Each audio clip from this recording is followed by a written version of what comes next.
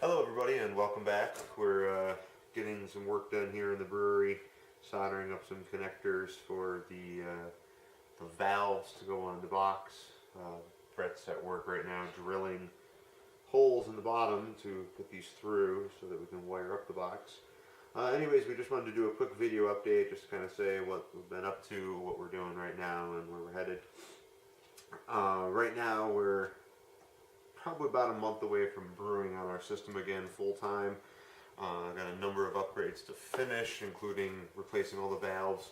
We're integrating the new brew controller system. It's, what is it, 4.0?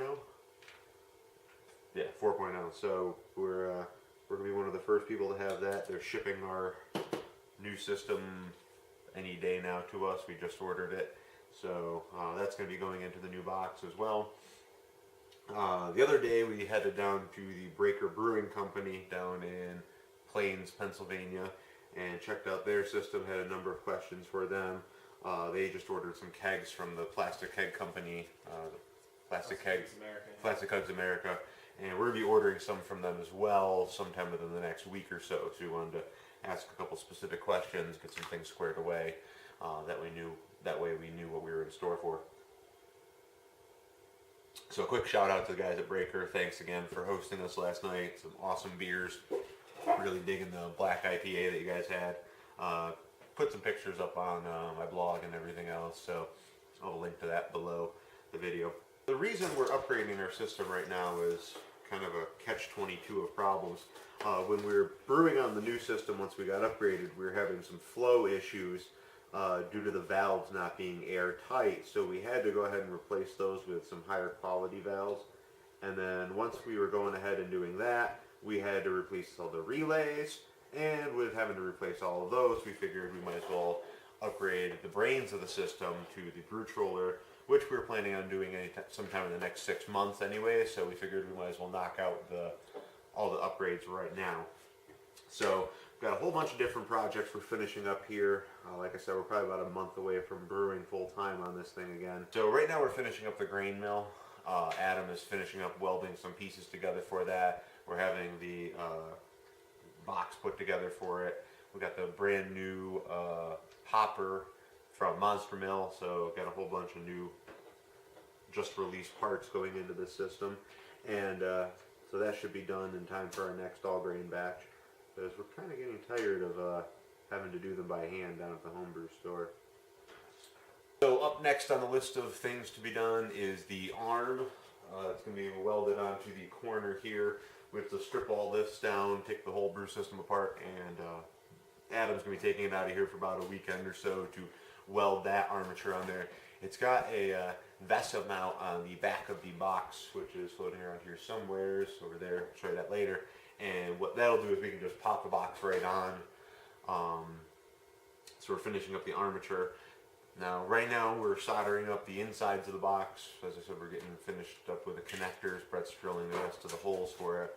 So the inside we're soldering up, and that's going to have all of the different relays and the power supply and all of that.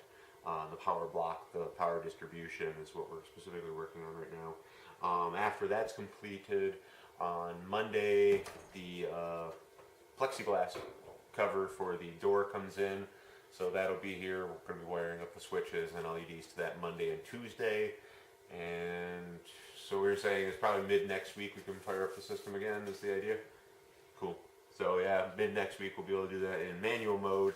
And then as soon as the brew controller brains gets here, we just plug that right in and we'll be up and running. It should take about a day or so to get that all installed and everything else. We got these new ball valves in. They're the electric ones here. We've already went ahead and soldered up the connectors for it, and all of the cable here, that's the leftovers, and all the connectors for it. That's what we're doing on the connection side. So these will all go together. There's basically a jumper cable that connects these two. So this is like an electric ball valve. So it's kind of like the manual one here, but instead of rotating it by yourself by hand, this here has an actuator that turns, and that's what opens that up. So because we had to upgrade these, had to upgrade the relays and so on and so forth, adding it to the brew controller. So along with our other upgrades, we're upgrading our fermentation side of things. We recently got a out of commission half barrel keg, kind of like the ones here behind us, and that's 15 gallons. We'll be doing 10 gallons of beer inside of it, fermenting. Take out the insides, clean it out, and we got an adapter to go on the top to have a blow-off connector and so on. So inside of our fermentation fridge over here, we can fit 4 of those around the center, so that we'll be able to wind up doing 4 10-gallon batches together like that. So we'll be getting rid of doing glass carboys. As soon as we max that out, we'll be working on doing cold storage. We're trying to figure out how big and where we're going to put said storage. And that goes back to the upgrade of our brew system. So as soon as we upgrade that to something around the barrel and a half system, which would come in at about 45 gallons, we'll be needing to get larger plastic fermenters. Those have wheels that we can move around, and has the same connectors that we have for our brew system. So just about every part of our system is getting upgraded right now. So along with getting the old keg, we also have some new kegs that we're going to be ordering soon. Like we said, we went down to Breaker to check out what they had and how they liked their current setup. And we're going to be going ahead and place that order for probably around 10 to 15 new kegs sometime in the next week or so. And that will really allow us to get on a schedule of rotating beer from fermentation to serving, or beer from fermentation to keg conditioning to serving and so on, and get a nice schedule going with that. So those ones we'll be ordering up shortly. Like I was saying before, we're also in the talks of upgrading this system to a barrel and a half. Now what that would entail is getting 3 55-gallon steel drums, drilling the necessary holes. We can actually swap these out because none of them are welded on there.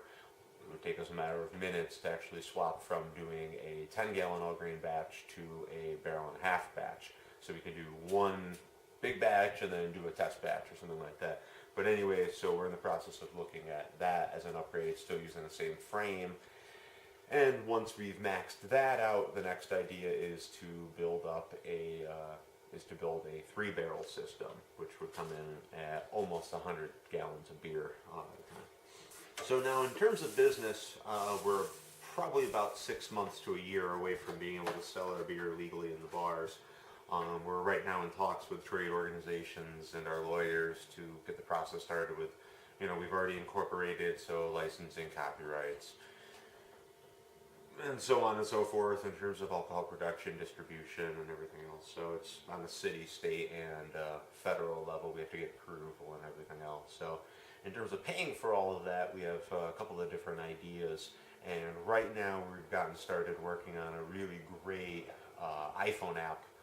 It's beer related. It's about all we'll say right now, but it is something we're talking about doing for a freemium, low cost app. So that's something we'll be talking about coming up soon, but we're hoping to use that to sort of offset all of our legal fees and our registration costs and everything else. Now, after we were up and running, we're hoping to not only do the 3-barrel brew system after we've upgraded this to 1.5 barrel, but then the idea is to build multiple 3-barrel brew systems. So we still keep our namesake of as a nano brewery, but while one person's brewing possibly 2 to 3 3-barrel batches, the batch sizes still are relatively small. That not only allows us to brew a variety of beers in a smaller period of time, but also if, let's say, something goes wrong with it, something with our experimentation doesn't come out right, we're not holding the bill on, say, one 3-barrel batch lost is much less than 7 barrels or 9 or so on and so forth. So it's much less of a risk that we're taking. So that's about all we have for tonight. We're just going to be soldering here for a while and everything else. So again, like I said, our beer's not going to be for sale for a while. So what do you do in the meantime? Go to the store and buy the best local craft beer you can get. Try as many different kinds as possible. Get something that's close to your house. Just try something new, and also learn to homebrew. It's the best thing you can do. It's relatively inexpensive to get started, but it is a really addictive hobby to get involved with, as you can obviously see. So That's all from tonight. So have a good night. Cheers.